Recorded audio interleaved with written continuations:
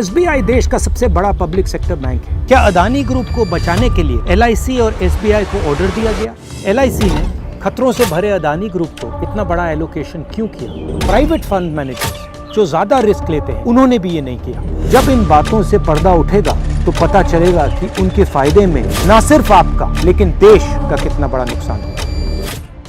गौतम अडानी पर बड़े कर्जे बकाया है। एक अनुमान के अनुसार वित्त वर्ष 2022 में अडानी ग्रुप के कुल 2 लाख करोड़ के कर्जे में से लगभग 70,000 से 80,000 करोड़ सिर्फ बैंकों से लिया लोन है।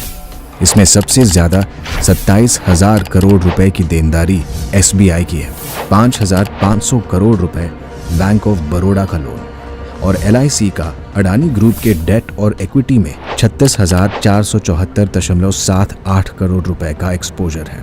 मित्रकाल में उठाए इस कदम ने अब आम भारतीयों के भविष्य को जोखिम में डाल दिया है। एसबीआई देश का सबसे बड़ा पब्लिक सेक्टर बैंक है जिसमें आपकी मेहनत की कमाई और आपके परिवार और आपके बच्चों के भविष्य के लिए जमा की हुई सेविंग्स रखी हुई है। अब सवाल ये उठता है कि इन बैंकों में रखे हुए पैसे जो आपके पैसे हैं उनको खतरे में कौन डाल रहा है? अदानी ग्रुप को सहायता देने के लिए और नुकसान से बचाने के लिए एलआईसी और एसबीआई से जबरदस्ती इन्वेस्ट करवाया जा रहा है। आप जो दिन रात एक करके अपना घर परिवार चलाते हो, जो ईमानदारी और मेहनत करके कमाते हो, आप जो एलआईसी और एसबीआई में अपना पैसा रखते हो, क्या आप अपने बच्चों के भविष्य को खतरे में डालना चाहते हैं? नहीं ना? तो मेरा सवाल आपसे है, अदानी के नुकसान को भरने के लिए आपके पैसे क्यों लगाए जा रहे हैं? दिसंबर की शुरुआत में 3 प्रमुख ग्लोबल फाइनेंशियल इंस्टीट्यूशंस ने एसबीआई को ऑस्ट्रेलिया में अडानी ग्रुप की कंट्रोवर्शियल कारमाइकल कोल माइन के लिए लोन देने के खिलाफ चेतावनी दी थी।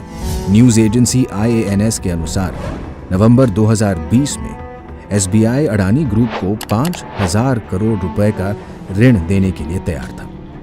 इतना ही नहीं, साल 2014 में अडानी और उस वक्त की एसबीआई चीफ के बीच एक MOU पर हस्ताक्षर भी किए गए थे। एसबीआई के चीफ आपके पैसे को सुरक्षित कर रहे हैं या फिर अदानी के बिजनेस को? भारत की सबसे बड़ी सार्वजनिक बीमा कंपनी एलआईसी का अडानी समूह में पूरे बीमा इंडस्ट्री के कुल निवेश का 98% से अधिक हिस्सा है।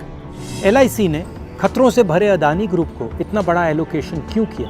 प्राइवेट फंड मैनेजर्स जो ज्यादा रिस्क लेते हैं उन्होंने भी ये नहीं किया। क्या ये पीएम का कर्तव्य नहीं कि एलआईसी जैसे फाइनेंशियल इंस्टीट्यूशंस का पैसा सुरक्षित रहे? हिंडनबर्ग की रिपोर्ट आने के बाद एलआईसी के शेयर्स की कीमत 50,000 करोड़ रुपए गिर गई।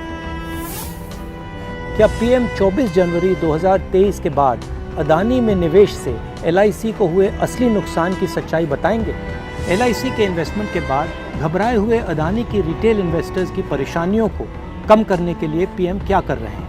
ये कोई रहस्य नहीं है कि अडानी ग्रुप ने शेल कंपनियों के एक विशाल चक्रव्यूह का इस्तेमाल करके सामूहिक रूप से अडानी की सार्वजनिक लिस्टेड और प्राइवेट कंपनियों में अरबों डॉलर्स का लेन देन किया और ये अपने व्यापार की साफ जानकारी दिए बिना किया गया है।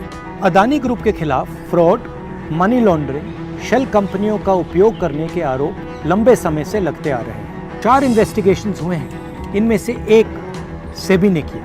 इन शेल कंपनियों के पीछे कौन है? जब मार्केट में अदानी ग्रुप की शेयर की कीमत उनके इशू वैल्यू से भी नीचे गिर रही थी, फिर भी एलआईसी और एसबीआई ने एफपीओ में पैसा निवेश किया। क्या अदानी ग्रुप को बचाने के लिए एलआईसी और एसबीआई को ऑर्डर दिया गया?